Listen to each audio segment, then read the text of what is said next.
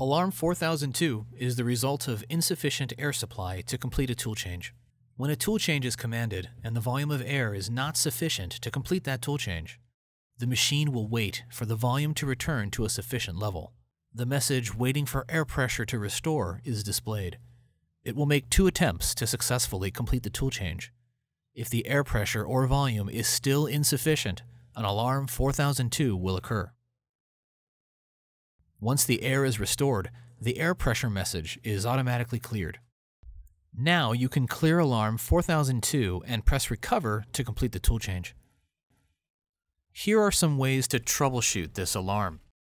Actuate the air gun while doing several tool changes and watch the gauge. If the gauge falls more than 10 psi during this test, you do not have sufficient flow.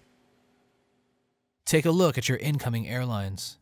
Are they large enough in diameter? Lines should be 3/8 of an inch minimum. 1/2 inch would be better.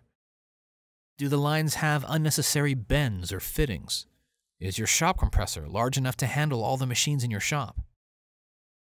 Some shops may be running the wrong size or not enough compressors to supply air to a whole row of machines. This could cause problems when running all of these machines at the same time. If you've checked your air system and verified that this is not the problem, you will need to contact your Haas factory outlet so they can look into it.